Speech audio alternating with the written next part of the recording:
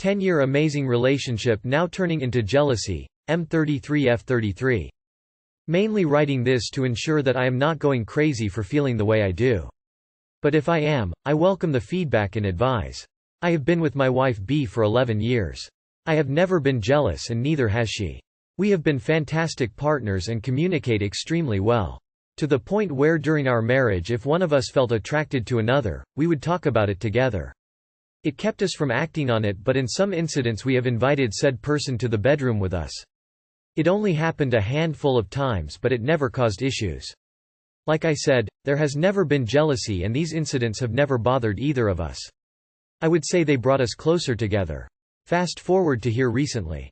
7 months ago she started barber school.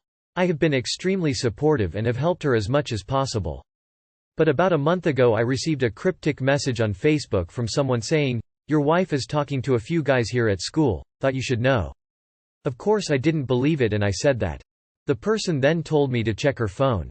I have never checked her phone, but the message worried me so I did. On it I found a few deleted messages between her and a 19-year-old girl from her school. The messages were about my wife being a wingman for the young girl and helping her hook up with another student, and the last message read, "Make sure you get me my info too, tongue out." I then woke her up and confronted her about it. She lied at first and said it was nothing. But I said you wouldn't have deleted it if it was nothing. She then began to tell me that she had a crush on an ex-NFL player that started at her school but pleaded that nothing happened and it was meant as a joke.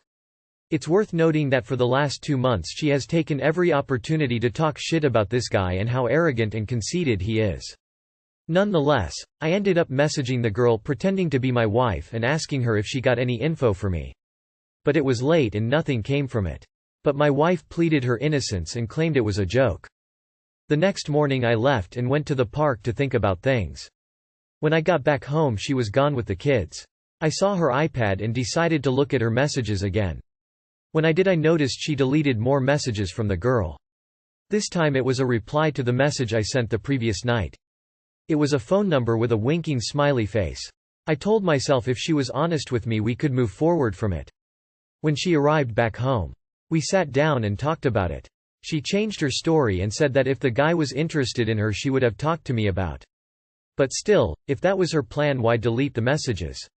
We have done this in the past and it was never an issue. But regardless, I asked if her friend ever messaged her back from the message I sent. She said no. That she called her instead. There it was, a lie.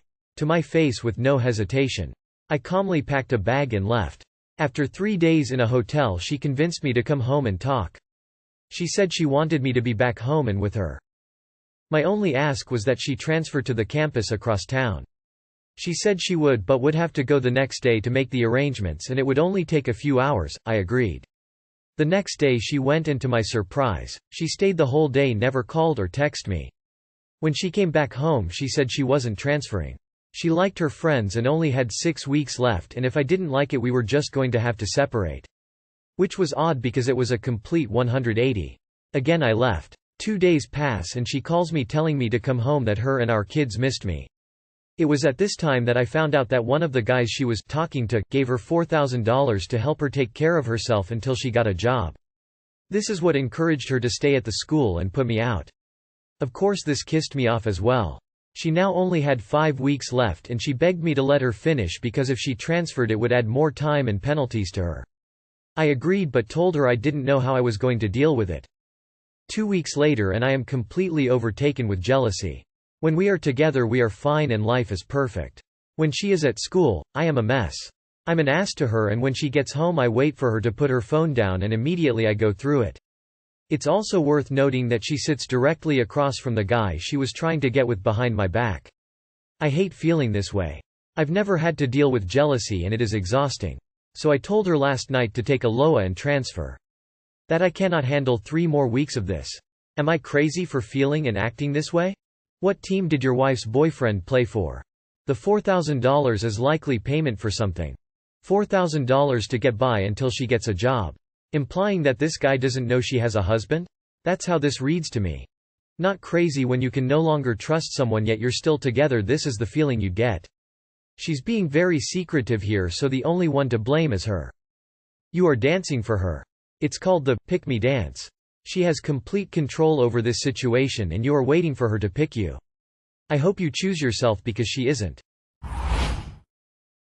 I, 36 male. Don't want my wife's, 33 female, parents to visit our children. I, 36 male. Don't want my parents-in-law to visit my children anymore after they victim-blamed my foster child. A bit of background. My foster son was placed with my brother-in-law first.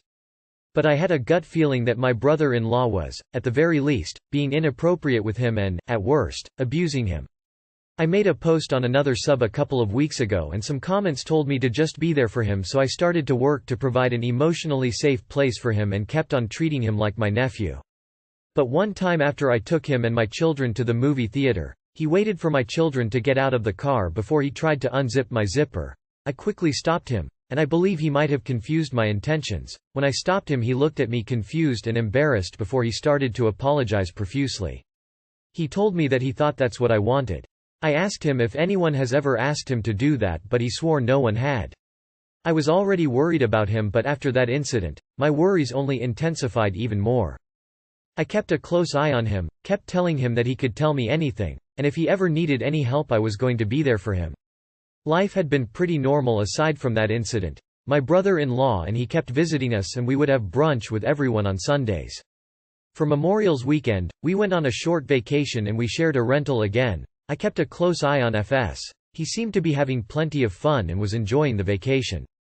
There was one time when brother-in-law and FS went out to get a treat with just the two of them, and when they came back FS's behavior was different for a short time before he went back to spend time with my children.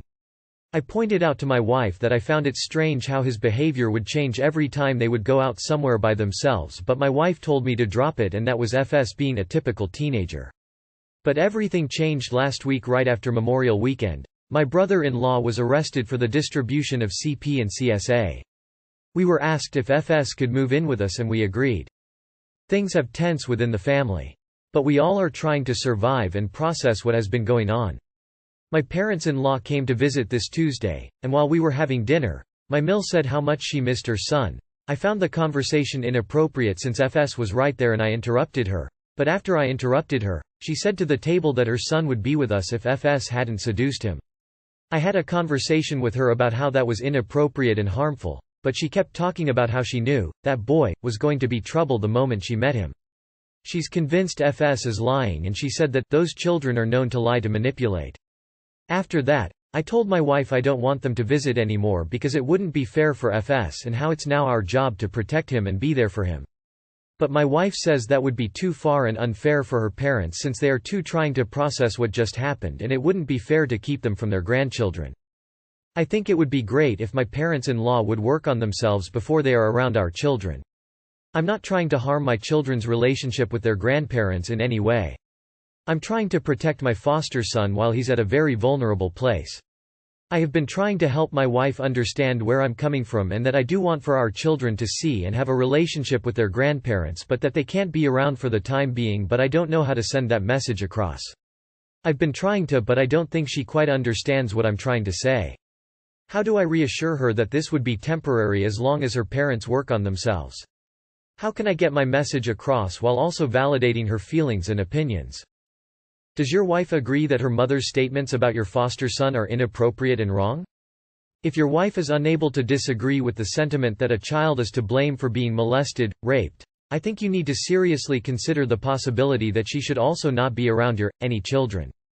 Gee, I wonder why her son felt entitled to abuse children when Mommy Dearest has clearly done her very best to parent him. If your wife won't listen to you on this, IDK what to tell you. I don't understand what's so hard to get here. You have a bigger problem.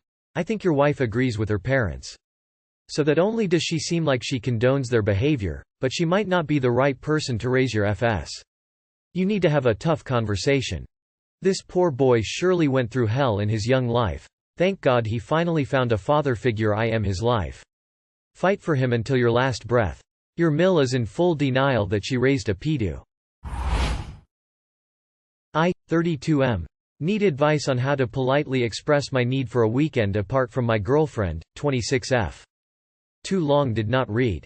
My girlfriend's recent behavior on social media has left me feeling confused about the state of our relationship. I want to take a weekend off to gather my thoughts and process my feelings but need advice on how to do it politely. Seeking guidance on how to politely express my need for a weekend apart. Any insights or personal experiences would be greatly appreciated.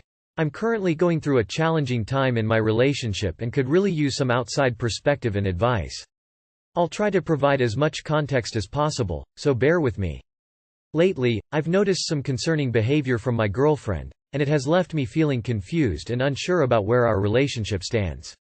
She has been posting WhatsApp statuses that seem to suggest she could easily move on, and recently, she responded to a tweet stating that she is single. These actions have made me question the state of our relationship and have raised some red flags. To address these concerns, I'm considering taking a weekend off from seeing her. I believe some time and space for reflection could be beneficial for both of us.